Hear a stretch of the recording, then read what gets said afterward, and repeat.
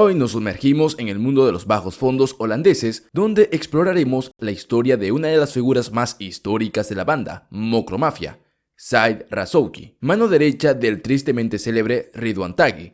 Ascendió al poder gracias a sus conexiones con los carteles de la droga marroquíes y se convirtió en una pieza clave del narcotráfico europeo. Pero a medida que su reino del terror se extendía, las autoridades holandesas lanzaron una persecución masiva de Razouki y Taghi, lo que llevó a años de investigación y cooperación internacional. Finalmente, en 2018, Razouki fue capturado en Dubái y llevado al juicio por sus crímenes. Acompáñenos mientras nos adentramos en la increíble historia de Said Razouki, desde sus primeros años de vida hasta su ascenso al poder y la caída final que lo llevó ante la justicia. Prepárese para una mirada reveladora al peligroso y mortífero mundo de la Mokromafia.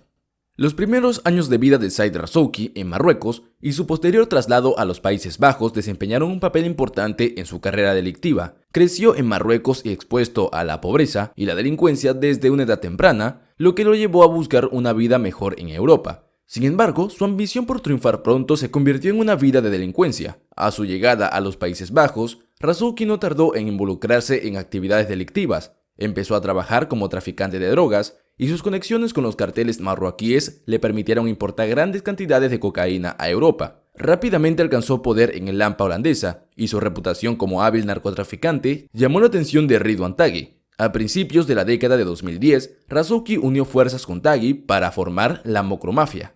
Esta poderosa organización delictiva era responsable de la importación y distribución a gran escala de cocaína y otras sustancias ilícitas por toda Europa. Razouki era la mano derecha de Taghi y desempeñó un papel crucial en la expansión de las operaciones de la Mokromafia. Bajo el liderazgo de Razouki, la Mokromafia estableció una amplia red de contactos delictivos y se convirtió en una de las organizaciones criminales más temidas de Europa. El grupo estaba implicado en diversas actividades delictivas, como el tráfico de drogas, el blanqueo de dinero y los asesinatos por encargo. Sus operaciones estaban muy organizadas y utilizaban sofisticados métodos de comunicación para evitar ser detectados por las fuerzas del orden. A pesar de la riqueza y el poder que le proporcionaba su carrera delictiva, Razouki huía constantemente de la ley. Sabía que era un hombre buscado y hacía todo lo posible por evitar su captura. Sin embargo, su suerte acabó por agotarse y fue detenido por la policía holandesa en 2018. La detención de Razouki supuso un duro golpe para la Mokromafia y marcó el principio del fin de la organización. Con Razouki bajo custodia, las autoridades neerlandesas pudieron desmantelar las operaciones del grupo y detener a varios de sus miembros clave. Las autoridades neerlandesas estaban decididas a llevar a Taghi y a Razouki ante la justicia y no escatimaron esfuerzos para atraparlos. Utilizaron una combinación de técnicas policiales tradicionales y tecnología de vanguardia para seguir sus movimientos y vigilar sus comunicaciones. La policía también colaboró estrechamente con socios internacionales para intercambiar información y coordinar sus esfuerzos. En 2018, la policía holandesa dio por fin un respiro en su casa de Taghi y Razouki. Lograron interceptar y descifrar mensajes enviados a través de una popular aplicación de mensajería cifrada utilizada por los miembros de la Mokromafia, revelando información crucial sobre su paradero y sus papeles. Gracias a esta información, la policía pudo detener a varios miembros clave de la organización, incluido el hermano de Razouki, que proporcionó más información sobre su paradero. Esto condujo finalmente a la detención de Razouki en Colombia en 2019, donde llevaba varios años escondido. A pesar de la detención de Razouki, Taghi siguió prófugo y continuó evadiendo a las autoridades durante varios meses más. Sin embargo, en diciembre de 2019, fue finalmente capturado en Dubái y extraditado a los Países Bajos para ser juzgado.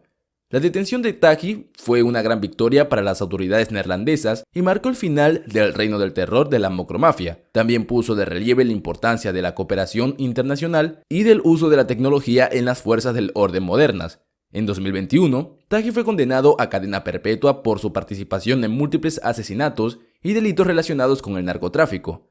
Razouki, que también fue extraditado a los Países Bajos, está actualmente a la espera del juicio por su propia implicación en la Mokromafia y se espera que reciba una condena similar. El desmantelamiento de la Mokromafia sirve para recordar los peligros de la delincuencia organizada y la necesidad de proseguir los esfuerzos para combatirla. También pone de relieve la perseverancia y la dedicación de los organismos encargados de la aplicación de la ley frente a las formidables redes delictivas. La detención de Razouki fue una gran victoria para las fuerzas de seguridad neerlandesas, ya que se consideraba uno de los miembros más importantes de la Mokromafia y mano derecha de Taghi.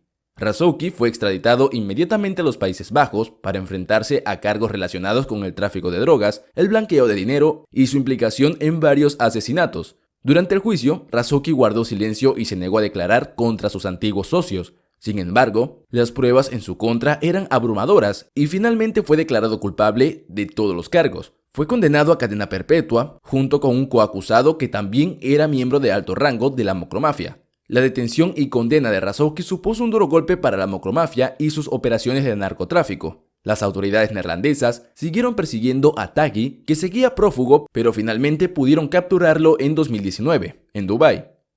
Con Razouki y Taghi entre las rejas, las fuerzas de seguridad neerlandesas creían haber debilitado considerablemente a la Mocromafia. Sin embargo, se temía que otros miembros de la organización se alzaran para llenar el vacío dejado por sus líderes. La captura y condena de Razouki también puso de relieve la importancia de la cooperación internacional en la lucha contra la delincuencia organizada. La policía neerlandesa pudo localizar a Razouki en Dubái gracias a la ayuda de organismos encargados de la aplicación de la ley de varios otros países, entre ellos Marruecos, España y los Emiratos Árabes Unidos.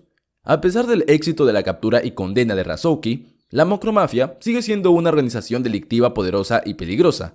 El grupo sigue implicado en el tráfico de drogas y otras actividades ilegales, y las fuerzas del orden de toda Europa colaboran para desmantelar sus operaciones y llevar a sus miembros ante la justicia.